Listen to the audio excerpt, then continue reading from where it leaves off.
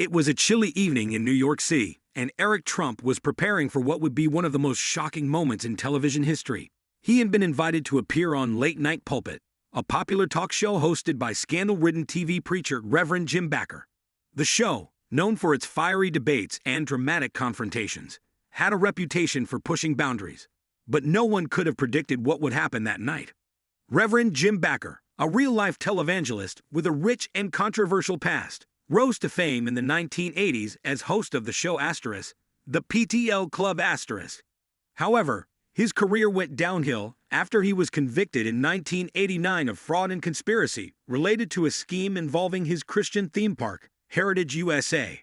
After serving time in prison, Bakker tried to rebuild his career by launching a new ministry and television program. Despite his past, he remained a polarizing figure, often mixing religious rhetoric with political commentary.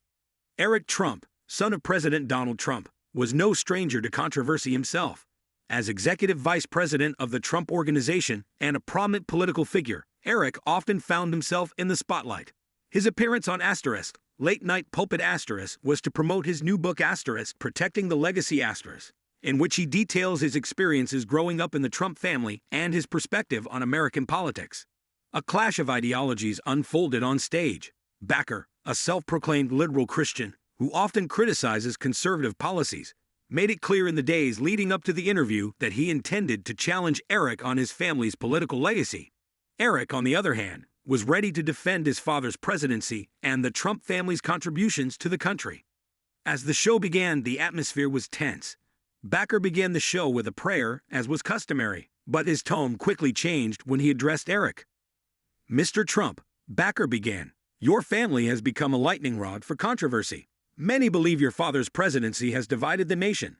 How do you respond to that?" Eric, calm and poised, replied, "Reverend Bakker, my father's presidency was about putting America first. We have made historic strides in economic growth, protected our borders, and upheld the values that have made this country great. The division comes from those who refuse to recognize the will of the people." Bakker leaned forward, his eyes narrowed. "But at what cost? Your father's rhetoric has alienated millions of Americans. His policies on immigration, healthcare, and the environment have been criticized as harmful and unfair. How do you justify that?" Eric countered, "Reverend, my father's policies were designed to protect American workers, provide affordable healthcare, and preserve our natural resources for future generations. The media has often misrepresented his intentions, but the results speak for themselves." The exchange grew increasingly heated as Bakker pressed Eric on issues ranging from climate change to racial justice. At one point, Bakker accused the Trump family of profiting from their political influence, citing the Trump Organization's business dealings.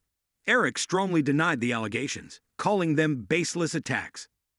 Then, when it seemed the interview couldn't get any more tense, Bakker dropped a bombshell. "Mr. Trump," he said, his voice shaking with excitement, "I want to share with you a story that I think will shock the entire country.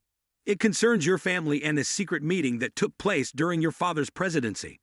The expression on Eric's face changed from certainty to confusion. "What are you talking about, Reverend?" Bakker reached under his desk and pulled out a folder. "This," he said, holding out the document, "is an affidavit from a former White House staffer. It details a meeting between your father, a foreign leader, and a prominent businessman.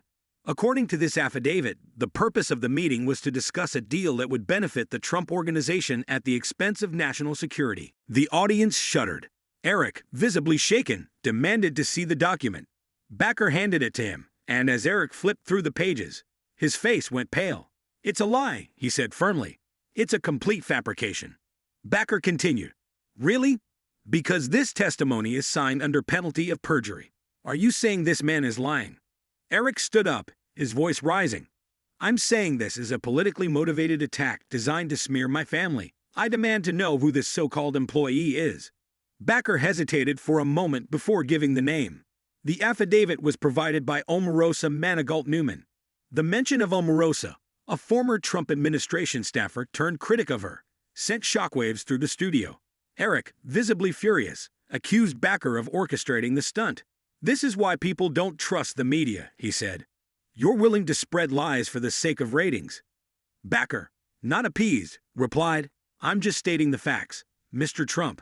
If you have nothing to hide, You should welcome an investigation. The tension in the room was palpable. As the two men continued to argue, the show's producers debated whether to break for a commercial break. But before they could make a decision, something unexpected happened. There was a shout from the audience. "This is outrageous." The cameras turned to reveal none other than Michael Cohen, Donald Trump's former lawyer and fixer, who served time in prison for campaign finance violations and other crimes. Cohen, who has become a vocal critic of the Trump family, sat incognito in the audience. "Michael Cohen?" exclaimed Eric, clearly caught off guard. "What are you doing here?" Cohen strode onto the stage, ignoring the security guards who tried to stop him. "I'm here to clear the air," he said. "Reverend Bakker is right. There were deals made during the presidency that benefited the Trump organization. I was there. I saw it happen." Eric, now visibly agitated, pointed at Cohen. "You're a convicted felon. No one should believe a word you say." Cohen replied, "And yet I speak the truth. The American people deserve to know what really happened." Chaos ensued in the studio as Eric, Bakker, and Cohen shouted over each other. The audience, not knowing what to believe, erupted into cheers and booing. Eventually, the producers went to a commercial break, but the damage had already been done. In the days that followed, the incident dominated the news cycle. Social media erupted with debates about accusations and credibility. Some praised Bakker for his courage, while others accused him of sensationalism. Eric Trump issued a statement condemning the segment as a shameless attack and vowed to file a lawsuit against Bakker and Cohen. As for Bakker, he stood by his opinion, saying he had a moral obligation to reveal the truth. "This isn't about politics," he said in a follow-up interview. "It's about accountability." The episode sparked far-reaching repercussions. Investigations began, and the Trump family was once again at the center of controversy. Whether the allegations were true or not, one thing was certain. The showdown on Late Night Crime Tribune had changed the conversation. This story is a work of fiction and does not reflect the actual events or actions of the individuals mentioned. It is written for entertainment purposes only.